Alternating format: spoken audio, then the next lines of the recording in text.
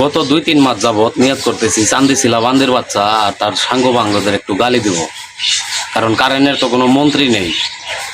আরে শেখ হাসিনা থাকতেও এত কারেন্ট ডিস্টার্ব করতো না। বর্তমান সরকার যা করতেছে, আগে বিল আসতো 500-550 টাকা, আর এখন কারেন্ট থাকে না, 700 নিচে কোনোবার বিল আসে না। তো যাই হোক, আসসালামু আলাইকুম, আশা করি সবাই ভালো আছেন। যে বিষয় নিয়ে কথা বলতে এসেছি, গত 8 মাস যাবত আমি চাকরি ছেড়ে দিয়েছি। তো ভাবছিলাম যে একটা ছাগলের খামার দেব। গত 21 তারিখে একটা ছাগল বিক্রি করেছি, আর একটা আছে পাশের রুমে, ওটা খুব ইমার্জেন্সি, অবস্থা একদম খারাপ। এর মধ্যে 2-1টাও সুস্থ আছে। ভাবতেছি আগে নিজে পশু পাখি ট্রেনিং দিব, তারপর খামার দিব। এই 8 মাসে আমার ছাগল হয়েছিল 10টার মতন, একটা বিক্রি করেছি।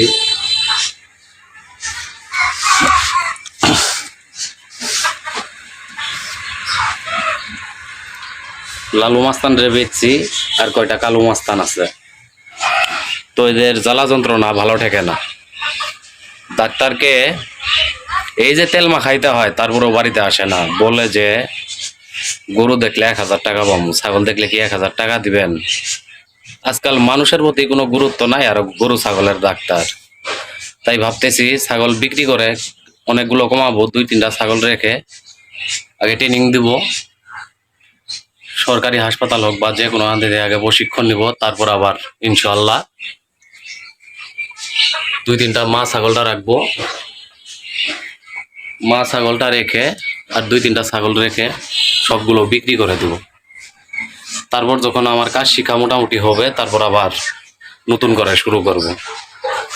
আর অনলাইন ছেড়ে দিয়েছি এই কারণেই, নির্বাচনের সময় আমার কিছু ভিডিও ভাইরাল হয়েছিল, $1 ঢুকেনি। তাই ভেবেছি যে অনলাইনে পড়ে থেকে লাভ নেই, তার চেয়ে বাস্তবে কিছু করার চেষ্টা করি। তো এর পরবর্তী ভিডিওতে আমার মিনি খামারটা আপনাদের একটু ঘুরে দেখাবো। বর্তমান খুব সমস্যায় আছি। আগে ছাগল কয়টা বিক্রি করে আমার কাজগুলো একটু গুছিয়ে নেই।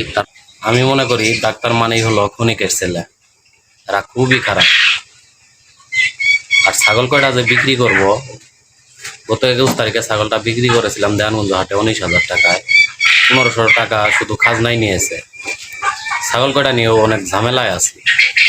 হাটে তুলে অনেক টাকা খাজনা যায়, আর পাইকার যারা বাড়িতে আসে তারা বাড়িতে দাম বেশি একটা বলে না। সবাই আমার জন্য দোয়া করবেন, আমি আপনাদের জন্য দোয়া করি। সবাই ভালো থাকবেন, সুস্থ থাকবেন। আল্লাহ হাফেজ।